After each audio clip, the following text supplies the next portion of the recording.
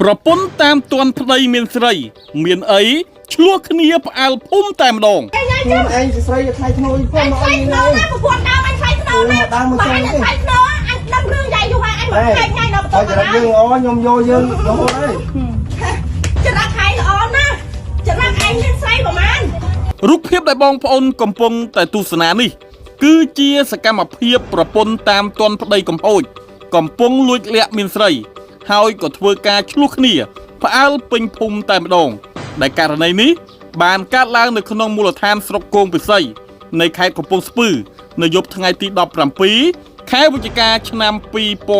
2025យើងមិនដឹងថាភាគីណាខុសឬក៏ភាគីណាត្រូវនោះទេ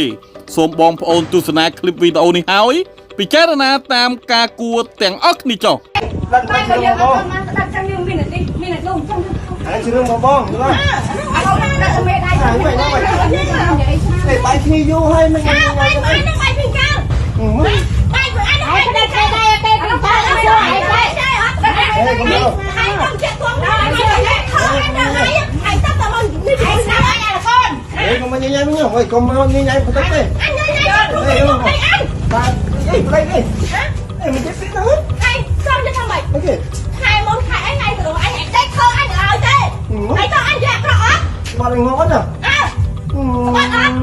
ខ្ញុំជិះស្នាបលឹងទៅអញនេះបលឹងទេហើយខ្ញុំនេះខ្ញុំមិនស្អាតទេអញចាំអញស្អាតអញមិននិយាយយូរហើយអញຕົកមកទៅខ្លួនឯងយូរហើយថ្ងៃចឹងទៀតអញញ៉ៃញ៉ៃចឹងអញស្រីថ្លៃធ្នូផងមកអីណាប្រពន្ធដើមអញថ្លៃធ្នូណាដើមមកចឹងទេថ្លៃធ្នូអញដឹងរឿងយាយយូរហើយអញមកខែថ្ងៃដល់បន្ទប់យើងអូខ្ញុំយកយើងរហូតហើយ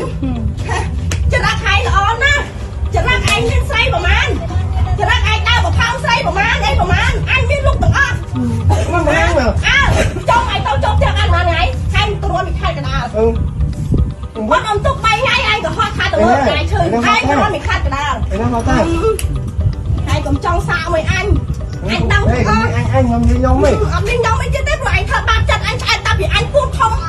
កូនអញក្រោយដល់តាពីអញពូធំទៅហើយហើយតែប្រទេសថ្ងៃដល់ឯងមើលមួយម៉ាត់ខ្លាញ់មិនផ្ទៃវាឯងមិនได้ឲ្យវានៅឯងសុខតែដល់ឯងសួរឯងមិនได้ឲ្យវានៅតែមិនបាទឯងឲ្យហាត់មកឯងយកផ្ទៃទេឯងច្រានេះបងឯងយកអីទេឯងឲ្យទៅបងរឿងមិនដល់ឯងអញដឹងតែពីបងឯងបាទខ្ញុំមិនស្គាល់ទេអត់ឆាប់ទេចាអត់បានបាទខ្ញុំនិយាយទៅអត់តែឯងតែឯងអូតិចមកខ្ញុំនិយាយទៅអត់ទៅគេហ្នឹងហ្នឹងចូលកាត់បងអញសំរំតិចមកឯងនិយាយថាឯងមានប្តីវាឲ្យប្តីវាដៃឲ្យវាពីកាលហើយចាំមកញ៉ៃស្អីចាំនិយាយនេះហើយទៅហើយចាំមកស្អីញ៉ៃអីគេនិយាយមកស្អីគេញ៉ៃគេហ៎នេះសុំតែប្តីឈប់ញ៉ៃមកស្អីគេ